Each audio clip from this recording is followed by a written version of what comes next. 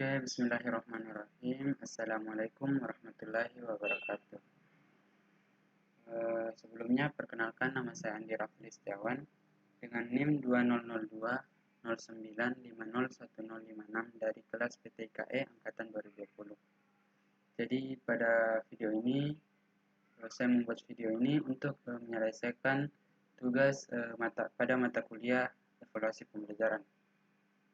Jadi di video ini saya akan membahas tentang apa saja ranah hasil belajar. Nah, setelah berdiskusi dengan beberapa teman saya, yaitu Siska Wahyuni dan Haspa, kami pun mendapatkan bahwa ranah hasil belajar ini terdiri atas 3, yaitu ranah kognitif, ranah afektif, dan ranah psikomotorik. Nah, untuk lebih jelasnya, saya akan membahas satu persatu terkait ketiga ranah ini. Nah, yang pertama yaitu ranah kognitif.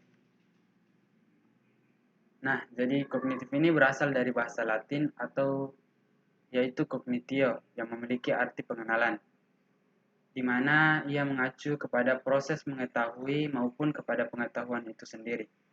Dengan kata lain, aspek kognitif merupakan aspek yang berkaitan dengan nalar atau proses berpikir, yaitu kemampuan dan aktivitas otak untuk mengembangkan kemampuan rasional. Jadi pada ranah kognitif ini yaitu bagaimana pengetahuan, bagaimana pemahaman siswa, bagaimana penalaran siswa terhadap suatu kegiatan pembelajaran. Nah, adapun aspek kognitif diantaranya yang pertama yaitu pengetahuan. Nah, aspek ini adalah aspek yang mendasar yang merupakan bagian dari aspek kognitif, mengacu kepada kemampuan untuk mengenali dan mengingat materi-materi yang telah dipelajari, mulai dari hal sederhana hingga mengingat teori-teori yang memerlukan kedalaman berpikir. Kemudian yang kedua yaitu pemahaman. Aspek ini lebih tinggi daripada aspek pengetahuan. Aspek ini mengacu kepada kemampuan untuk mendemonstrasikan fakta dan gagasan dengan mengelompokkan, mengorganisir, membandingkan, memberi deskripsi, memahami, dan terutama memahami makna dari hal-hal yang telah dipelajari. Kemudian yang ketiga yaitu penerapan. Tujuan dari aspek ini adalah untuk menerapkan materi yang telah dipelajari dengan menggunakan aturan serta prinsip dari materi tersebut dalam kondisi yang baru atau dalam kondisi yang nyata. Kemudian analisa. Menganalisa melibatkan pengujian dan pemecahan informasi ke dalam beberapa bagian, menentukan bagaimana satu bagian berhubungan dengan bagian lainnya, mengidentifikasi motif atau penyebab, dan membuat kesimpulan serta materi pendukung kesimpulan tersebut. 3 karakteristik yang ada dalam aspek analisa yaitu analisa elemen, analisa hubungan, dan analisa organisasi. Kemudian aspek sintesis.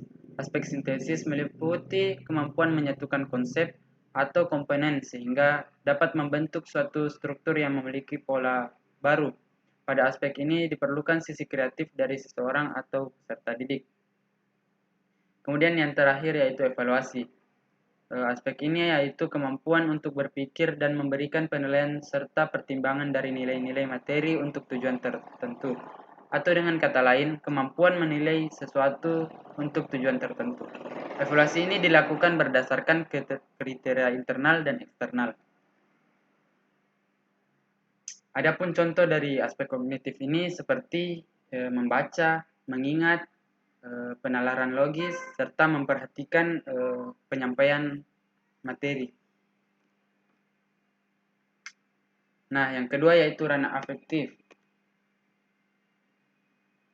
Jadi ranah afeksi adalah materi yang berdasarkan segala sesuatu yang berkaitan dengan emosi seperti penghargaan, nilai, perasaan, semangat, minat, dan sikap terhadap sesuatu hal.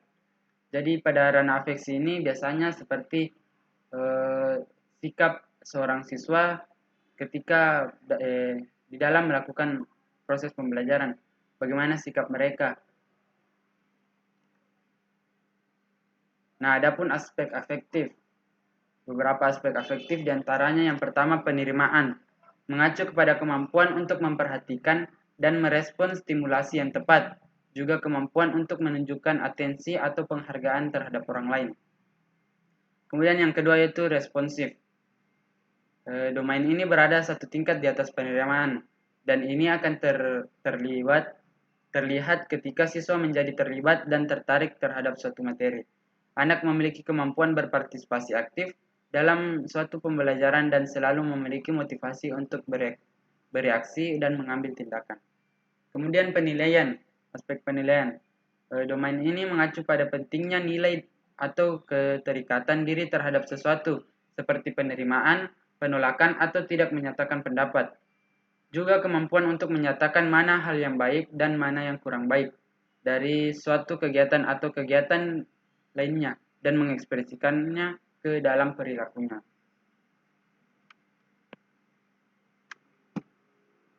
Kemudian aspek keempat yaitu organisasi. Tujuan dari ranah organisasi adalah penyatuan nilai, sikap yang berbeda yang membuat anak lebih konsisten dan membentuk sistem nilai internalnya sendiri dan menyelesaikan konflik yang timbul di antaranya. Juga mengharmonisasikan berbagai perbedaan nilai yang ada dan menyelaraskan berbagai perbedaan. Kemudian aspek kelima yaitu karakterisasi. Acuan domain ini adalah karakter seseorang dan daya hidupnya. Kesemua hal ini akan tercermin dalam sebuah tingkah laku yang ada hubungannya dengan keteraturan pribadi, sosial, dan emosi. Nilai-nilai telah berkembang sehingga tingkah laku lebih mudah untuk diperkirakan. Nah, contoh dari ranah afektif ini yaitu seperti mendengarkan pendapat orang lain, kemudian bagaimana siswa berpartisipasi dalam diskusi kelas, kemudian siswa mengusulkan kegiatan kelompok, siswa bertanya kepada guru, dan siswa mengerjakan tugas dengan baik. Ranah yang terakhir yaitu ranah psikomotorik. Nah, ranah psikomotorik ini adalah ranah yang sangat berkaitan dengan keterampilan atau skill. Setelah seseorang menerima pengalaman belajar tertentu, keterampilan itu sendiri menunjukkan tingkat keahlian seseorang dalam suatu tugas atau sekumpulan tugas tertentu. Psikomotor berhubungan dengan hasil belajar yang pencapaiannya melalui keterampilan atau skill sebagai hasil dari tercapainya kompetensi pengetahuan. Jadi jelas bahwa ranah psikomotorik ini adalah ranah untuk menilai dari keterampilan siswa. Adapun aspek psikomotorik yaitu yang pertama aspek menirukan. Ketika anak sudah memahami atas rangsangan yang diberikan sehingga merespon dengan gerakan secara langsung. Tahapan yang harus dilewati ialah anak akan melihat gerakan tersebut, kemudian mempraktekkan atau menirukan. Kemampuan meniru seorang anak dapat sempurna ataupun tidak sempurna. Kemudian aspek kedua yaitu memanipulasi. Kemampuan menirukan sesuatu yang telah dipelajari dengan berbagai tambahan yang terkesan berbeda dengan apa yang dipelajari. Hal ini merupakan bentuk manipulasi dalam proses pembelajaran. Manipulasi akan ditangkap oleh pembimbing ataupun guru. Kemudian aspek ketiga yaitu ketepatan. Penilaian yang dilakukan oleh peserta didik atas kesesuaian kegiatan yang dilakukan. Seseorang yang telah melakukan presisi dengan baik, ketepatan dalam melakukan beberapa hal akan membuat seseorang dinilai menghasilkan produk kerja yang tepat. Kemudian aspek keempat yaitu pengalamiahan. Ketika seorang anak sudah dapat melakukan segala hal dengan baik, maka anak akan mampu menguasai sesuatu hal yang telah diajarkan. Bahkan dapat melakukan lebih dari apa yang diajarkan atau melakukan modifikasi dan menyesuaikan dengan keterampilan yang ia miliki dan kemampuan yang ia miliki terus berkembang dalam berbagai situasi maupun kondisi. Kemudian aspek terakhir yaitu artikulasi. Berdasarkan apa yang dipelajari akan menciptakan berbagai gerakan baru yang sesuai dengan apa yang dipelajari. Pengembangan dengan memberi sesuatu yang lebih bermakna juga dapat dilakukan dengan cara menyesuaikan dengan situasi dan kondisi tersebut. Adapun contoh dari ranah psikomotorik yaitu penilaian berdasarkan tingkah laku, melakukan tugas portofolio, kemampuan menulis, kemudian kemampuan menyelesaikan tugas dengan baik, kemudian dan terakhir yaitu membuat karya tertentu berdasarkan materi pembelajaran yang diberikan. Nah, mungkin sekian terkait ranah hasil belajar yang saya sampaikan. Jadi kesimpulannya bahwa ranah hasil belajar ini ada 3, yaitu mulai dari ranah kognitif, ranah afektif, dan ranah psikomotorik. Ketiga ranah ini merupakan ranah yang penting dalam melakukan evaluasi hasil belajar. Mungkin sekian penyampaiannya.